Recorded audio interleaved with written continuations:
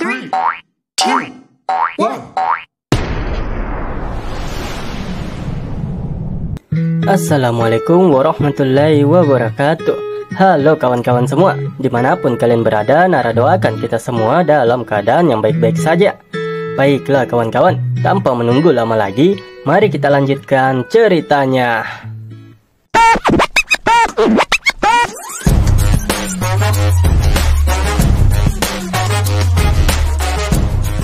Perintah ini sepertinya merupakan sebuah perintah yang telah dinanti-nantikan oleh Aran. Bagaimana tidak, ekspresi Aran begitu serius menatap surat yang dia genggam. Kita sudah mendapatkan izin, ucapnya dengan serius. Setelah membaca isi surat yang hanya satu kata itu, Aran langsung merobeknya. Pergi dan laksanakan rencananya malam ini juga, perintah Aran. Tidak lama kemudian setelah Aran memberikan perintah di aula, kini terdapat begitu banyak assassin yang telah berkumpul. Para assassin ini merupakan assassin-assassin yang telah terlatih dan sudah terbiasa untuk membunuh. Tatapan mereka memberikan intimidasi yang sangat membunuh. Niat membunuh begitu kuat terpancar dari tatapan mereka. Aran lalu mengeluarkan sebuah kotak, yang mana kita ketahui kotak ini juga yang menjadi misteri dan tanda tanya bagi kelompok Namgongmai.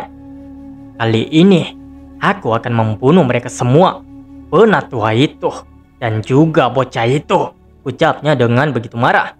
Berarti benar ya kawan-kawan kalau dia ini adalah si Dai X yang sebelumnya menyerang Namgongmai. Tapi ya sudahlah, tetap kita panggil Aran saja karena memang tidak memiliki nama.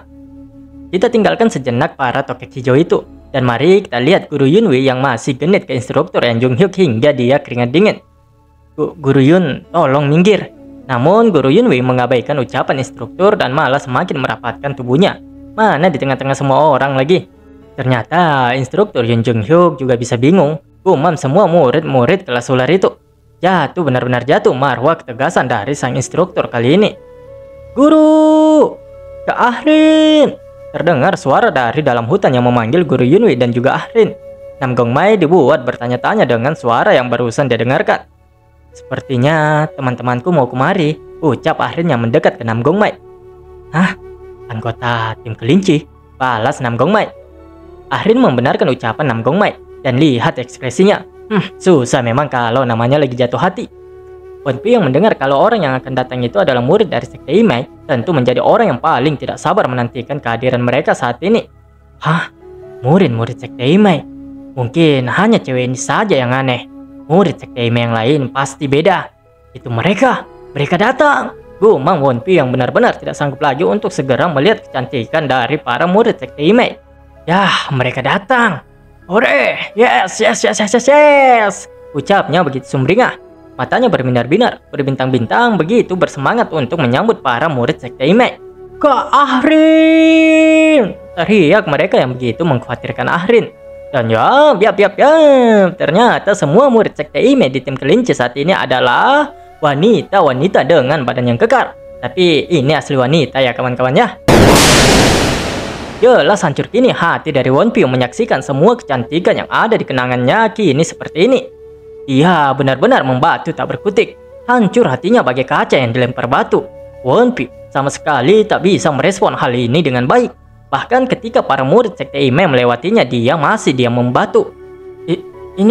Ini sebuah kata yang terdengar sebelum akhirnya beliau satu ini jatuh pingsan ke tanah. Namgongmai segera berlari ke arahnya. Orang-orang sekitar hanya bisa keheranan melihat Wonpyo yang tiba-tiba pingsan di sana. Parah cok. Tim kelinci di antara murid-murid sekte Imai yang terbaik akan dipilih menjadi anggota tim kelinci. Di antara mereka, Ahrin dirumorkan akan jadi bulan selanjutnya. Dialah yang paling menonjol di antara murid lainnya yang berasal dari sekte Imai. Di Sichuan, di mana sekte Imai berada, popularitasnya tak tertandingi. Apalagi karena dia selalu bersimpati dan bersikap baik serta mengurusi mereka yang lemah. Ahrin adalah sosok yang begitu disayangi oleh semua orang. Oleh sebab itu, dia dipanggil gadis kooperatif. Begitulah gambaran umum dari sosok Ahrin yang begitu penyayang seperti yang telah dijelaskan oleh kakek Shogun. Murid-murid dari kelas ular cukup tertegun mengetahui Ahrin itu orang seperti apa. Berbeda dengan Namgongmai yang cukup kagum terhadapnya dan mengatakan kalau Ahrin adalah orang yang hebat, Wonpyo saat ini hanya memiliki tatapan yang kosong. Namgongmai lalu menoleh ke arah tim kelinci. di mana di sana terlihat Ahrin yang begitu perhatian dan sedang membantu seorang penatua yang merupakan orang yang harus mereka lindungi dalam perjalanan mereka. Tentu saja penatua itu begitu berterima kasih atas perhatian yang diberikan oleh Ahrin. Ahrin juga menyempatkan untuk melihat ke arah kelas ular. Di saat yang bersamaan itu pula, kedua tatapan mereka bertemu. Dan salah paham lagi kini si Ahrin ini kawan-kawan. Mengapa Nam Gongmai menatapku? Umamnya tersipu malu. Sementara itu, kakek Xiaogul tentu bertanya-tanya di benaknya. Apa yang sebenarnya saat ini Wan Piu pikirkan? Mengapa dia terlihat begitu marah dan gelisah? Jelek! Jangan bicara omong kosong. Memangnya kalian tidak melihat mukanya? Cowok loh itu wajahnya cowok. Orang-orang dari sekte Ime yang kutahui tidak seperti itu. Teriaknya yang masih tidak terima. Mohon maaf ya kawan-kawan, sekali lagi mohon maaf sekali. Nara tidak bermaksud yang lain. Tadinya Nara tidak mau masukkan percakapan ini, namun selanjutnya akan ada sedikit petua dari penatua Xiaogul yang bisa kita ambil pelajaran. Dasar iblis! Ucap penatua Xiaogul atau kakek Xiaogul itu sembari menghantam kepala Wan Piu dengan tongkatnya. Aduh, sakit. Kenapa aku dipukul? Teriaknya tidak terima karena tiba-tiba kepalanya diberikan kasih sayang oleh kakek Xiaogul. Kakek Xiaogul melakukannya bukan tanpa alasan. Dia juga sudah mulai jengkel karena Wan Piu yang terus-menerus mengoceh tidak jelas. Bisa-bisanya seorang biksu Shaolin sepertimu banyak bicara. Bukannya katamu kau sedang latihan keheningan? Ya, aku paham sekarang. Kenapa hanya ketua Shaolin saja yang berlatih keheningan? Ucap kakek Xiaogul memarahi Wan Piu. Intinya hanya tetua Shaolin saja yang benar-benar tidak terpengaruh dengan nikmat duniawi. Keringat dingin tentu Wan Piu ini kawan-kawan. Sejatinya dia juga menyadari kesalahannya. Namun jauh di dalam hatinya, dia masih tidak terima dan mencoba untuk mengelak. Jigalmi, Moyombo dan juga Nam Gongmai juga memiliki pikiran yang sama. Mereka setuju dengan apa yang dikatakan oleh kakek Xiaogul yang menyimpulkan mengapa hanya ketua Shaolin saja yang mampu belajar keheningan. Lalu kembali kepada wanita ini. Ya, pahamlah, jika sudah wanita yang berkumpul maka kemungkinan terbesar pembicaraan mereka adalah bergosip tentang lelaki. Teman-teman Ahrin bahkan sulit mempercayai apa yang baru saja diceritakan oleh Ahrin kepada mereka. Wah, romantis sekali Kak Ahrin, ucap mereka.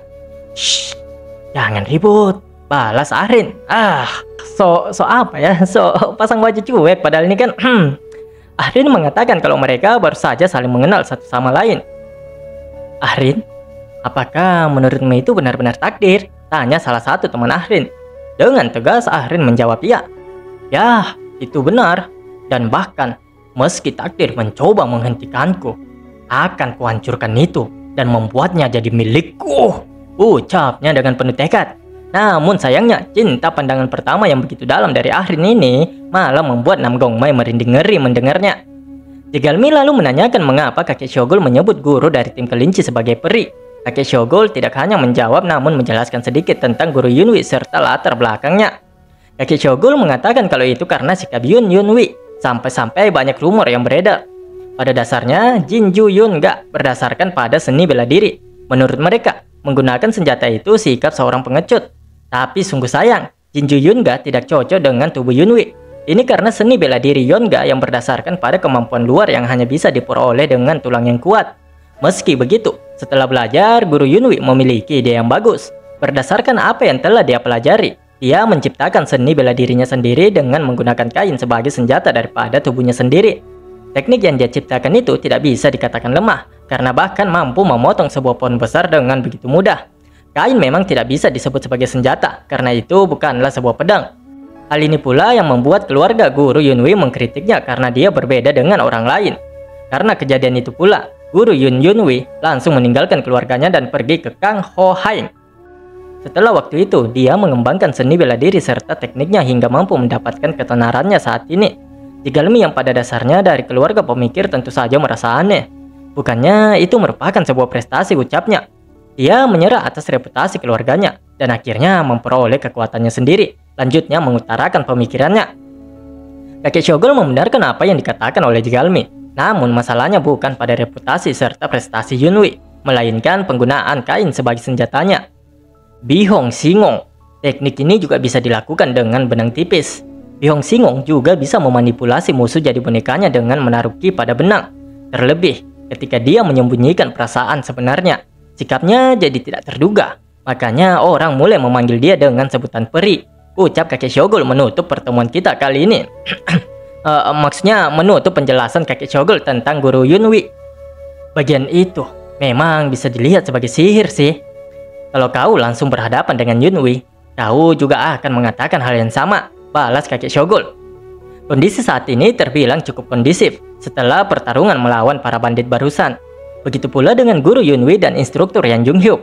Keduanya saat ini berbincang mengenai kondisi yang saat ini terjadi.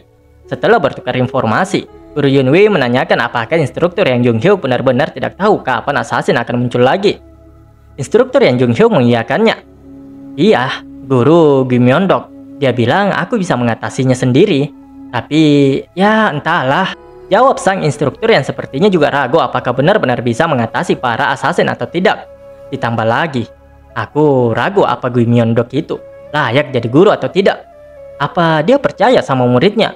Atau malah membuat mereka dalam bahaya, balas Guru Yunwi dengan nada meremehkan. Mungkin dia percaya sama anak-anak, jawab instruktur Yan Junghyuk. Dan seperti biasa ya kawan-kawan, selalu ada pemeran pendukung yang songong. Guru Gimyeondok, aku jadi penasaran, siapa kau sebenarnya? Sombong amat, paling-paling juga diabaikan nih orang kalau ketemu. Maaf, tapi aku punya tugas untuk melindungi tim kelinci. Aku takkan begitu membantu, ucap Guru Yunwi pada sang instruktur. Selain itu, penatua Hua Yang Pa juga dalam kondisi yang tidak baik. Instruktur Yan Junghyuk tentu memahami situasinya dan tidak mempermasalahkannya. Ya memang sih, penatua yang bernama Hua Yon ini kondisinya secara fisik terlihat sudah tidak baik-baik saja. Terima kasih atas bantuanmu. Meskipun Guru Yunwi tidak berjanji akan membantu instruktur Yan Junghyuk, sang instruktur tetap mengucapkan terima kasih padanya, terlepas apakah Guru Yunwi akan membantu atau tidak ke depannya. Tidak, aku malah berpikir, aku mungkin bisa jadi suka denganmu duluan kalau aku membantumu, balasnya dengan nada menggoda. Apa? Ucap instruktur kaget. Ya memang ada-ada saja tim kelinci ini kawan-kawan. Meskipun sang instruktur terkejut dengan ucapan Guru Yunwi, namun Guru Yunwi mengatakan kalau itu sekarang sudah terlambat.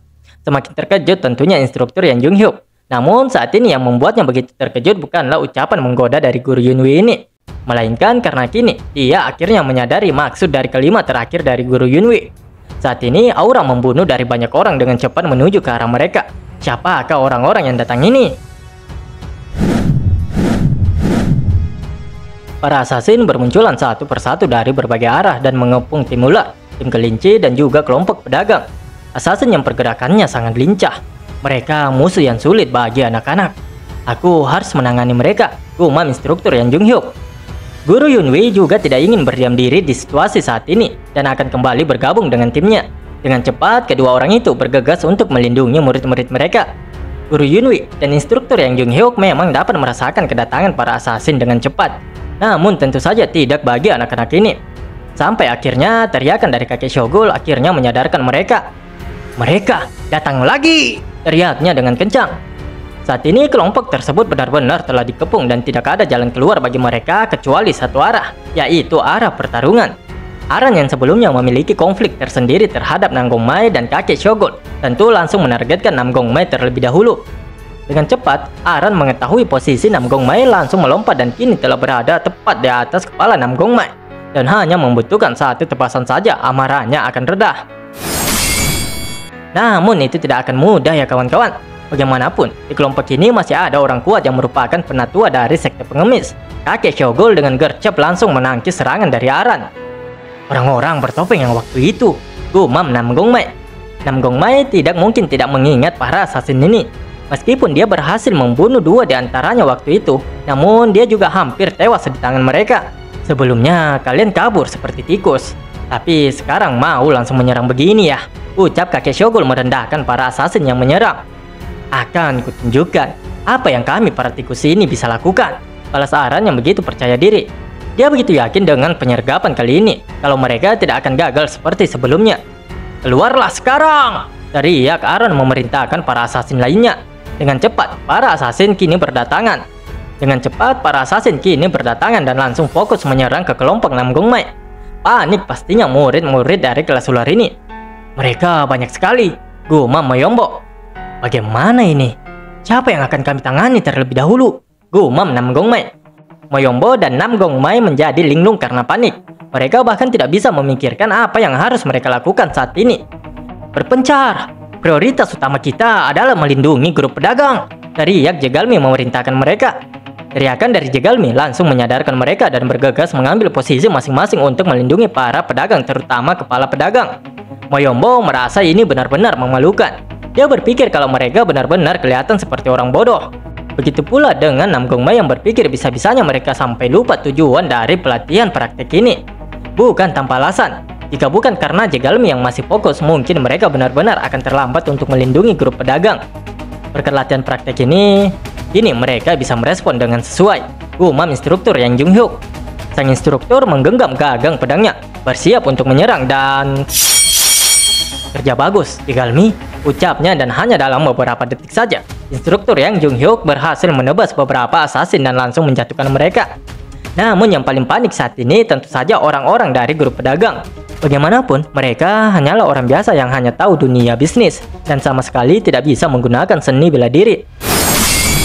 Beruntung Moyombo bergerak cepat dan langsung menangkis pedang dari salah satu asasin yang akan menyerang orang dari grup pedagang. Moyombo mengerahkan kekuatannya untuk mendorong mundur asasin tersebut. Meskipun dia berhasil mendorong mundur asasin sebelumnya, sialnya, kini tidak hanya ada satu asasin yang harus dihadapi oleh Moyombo seorang diri. Apakah ini para asasin yang dibicarakan oleh Nam Gongmai? Mereka benar-benar lebih kuat dari para bandit sebelumnya, gumam Moyombo. Tubuh dari para asasin itu kini memudar. Mereka bergerak dengan sangat cepat, berlari mengelilingi Moyombo. Moyombo yang memiliki refleks yang baik berhasil menghindari serangan keempat asasin yang menyerangnya dengan melompat ke udara. Moyombo melemparkan pedang yang dia genggam tadi dan lalu mengambil satu pedang lagi. Energi kinya difokuskan ke pedangnya.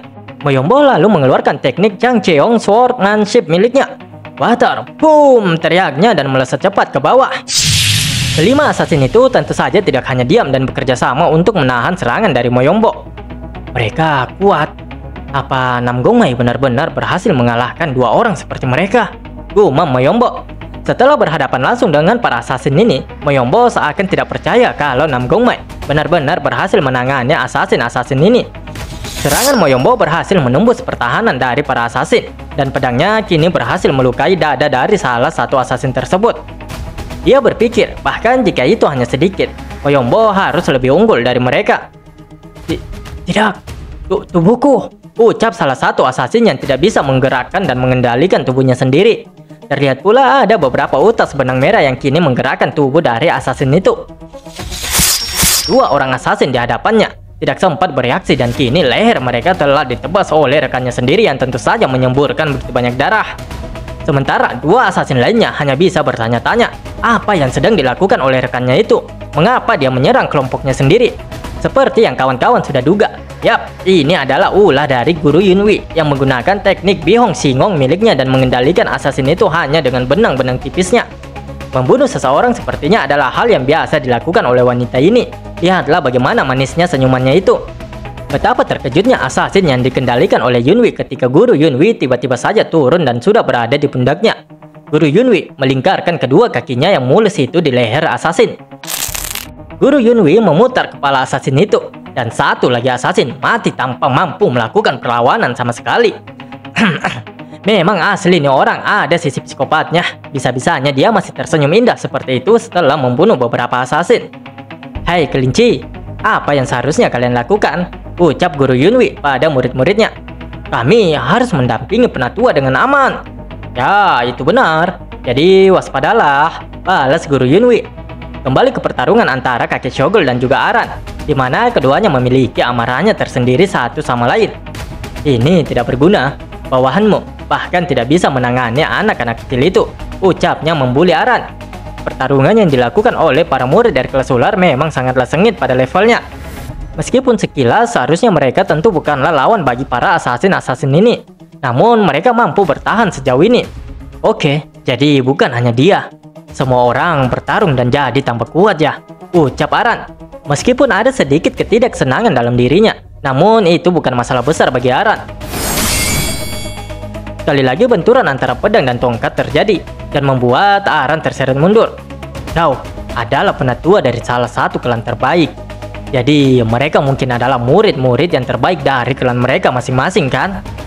Sekarang kau sudah paham situasinya. Kau mau menyerah dan kabur lagi ya? Ucap kakek Shogul. Haha, apa kau serius berpikir kalau kami datang kemari tanpa rencana cadangan? Balasaran. Kalian semua boleh makan pilnya. Teriak Aran dengan begitu kuatnya memerintahkan para assassin untuk menggunakan pil yang telah mereka siapkan sebelumnya. Sontak begitu kaget tentu kakek Shogul ketika dia mendengar kata pil yang dilontarkan dengan kuat oleh Aran. Tidak menunggu lama, para assassin itu meraih pil dari dalam baju mereka dan langsung menelannya. Kakek Shogul hanya bisa bertanya-tanya di benaknya, sebenarnya pil apa yang barusan mereka konsumsi itu? Seperti yang kita ketahui bersama, bahwa pil tersebut adalah pil yang sedang diinvestigasi oleh mereka. Jangan bilang itu eliksir aneh itu. Panik sepanik-paniknya kini kakek Shogul dan instruktur Yang Jung-hyuk ketika mereka kemudian tersadar apa yang telah dikonsumsi para assassin tersebut. Tidak membutuhkan waktu yang lama, hanya dalam hitungan detik saja, aura dari para assassin menjadi sangat kuat. Ki mereka benar-benar melonjak gila-gilaan seperti tak terkendali. Tidak hanya ki mereka, bahkan kemampuan fisik dari para assassin kini juga meningkat pesat. Menyadari hal buruk akan terjadi jika terus-menerus menunda waktu, instruktur kembali menebaskan pedangnya kepada para assassin yang belum sempat untuk mengkonsumsi pilnya. Tidak hanya instruktur Yang Jung-hyuk, Guru Yunwi juga tidak membiarkan para assassin mendapatkan kesempatan untuk mengeluarkan pilnya. Keduanya bertarung dengan sangat baik. Tidak tahu sudah berapa banyak assassin yang telah mereka berdua binasakan. Bahkan kerjasama keduanya sudah seperti pasangan yang hanya menari-nari di sebuah pesta dengan dansa yang telah mereka lakukan berkali-kali. Kita ini pasangan yang cocok ya kan? Ya kan? Yang Jung-hyuk. Kembali Guru Yunwi mencoba untuk merayu instruktur Yang Jung-hyuk. Kenapa kita tidak menangani babak selanjutnya bersama-sama juga? Ini bukan waktunya bercanda, Guru Yunwi. Ya jangan marah dong. Aku kan hanya bercanda, balasnya dengan centil. Meskipun Guru Yunwi terlihat bermain-main saja, namun lihatlah para assassin yang sudah tergeletak tak bernyawa. Entah berapa jumlah assassin yang telah dibunuh oleh Guru Yunwi dan juga instruktur Yang Jung-hyuk hanya dalam hitungan menit saja. Nam Gongmei yang menyaksikan kedua guru itu menidurkan semua assassin yang terlatih tidak bisa menyembunyikan rasa kekagumannya terhadap Guru Yunwi dan juga instruktur Yang Jung-hyuk. Keren!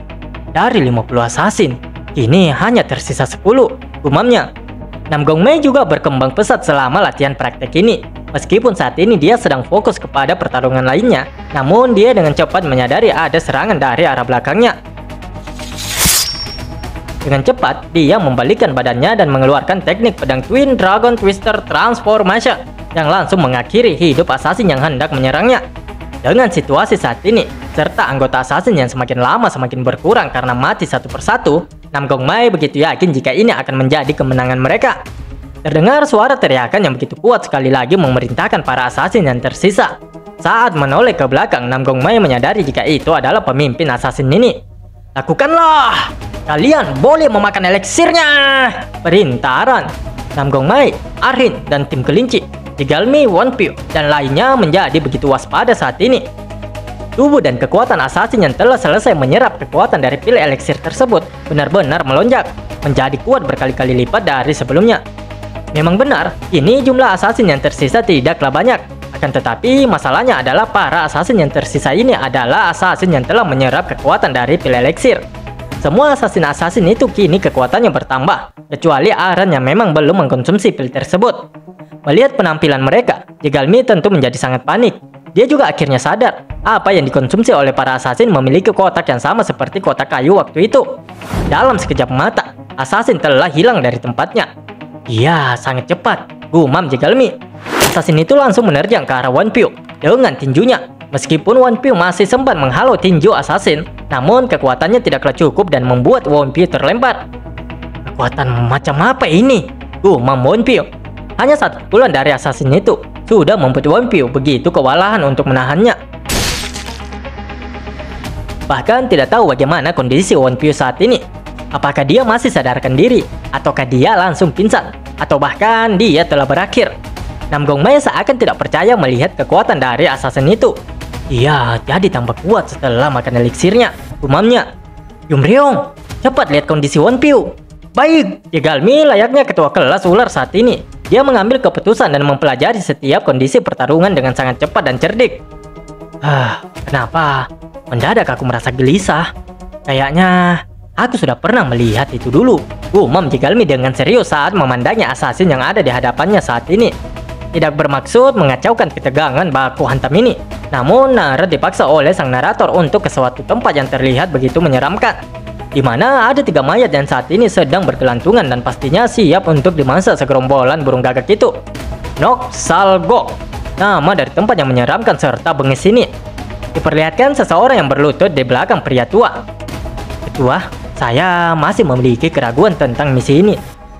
Kita cuma harus melakukan pekerjaan kita. Apa yang kau khawatirkan? Balas pria tua itu. Tidak terlalu penting sih, karena saya sudah melakukan ini demi grup pedagang Jongcheon selama 2 tahun. Tapi barang yang mereka perdagangkan tampaknya berbahaya, ucapnya. Dan karena tidak memiliki nama, sebutlah dia Shinra, hingga narator memberikannya nama. Pria tua itu membenarkan pemikiran dari Shinra, namun dia tidak begitu peduli. Benar, sangat berbahaya, tapi juga menarik di waktu yang bersamaan. Segera setelah kau menerimanya, kekuatanmu langsung meningkat pada taraf yang berbeda. Itu bisa membuatmu kuat dengan mengkonsumsi semangat hidupmu. Itu tercipta khususnya untuk kita para assassin, ucap pria tua itu. Sekarang kita ketahui, ternyata pengedaran pil eliksir terlarang itu ternyata dari para assassin. Ya, meskipun dalang sebenarnya masih belum terungkap karena assassin sendiri hanyalah menjalankan misi yang diberikan. Itu lebih baik daripada minum racun dan bunuh diri, ucap Shinra. Ngomong-ngomong ya, Nara tidak paham apa maksud kalimatnya ini. Maaf.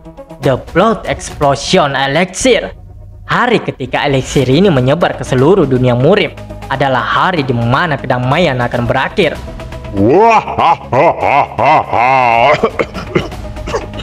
Mampus nggak tuh? Udah tua masih juga mau ketawa jahat.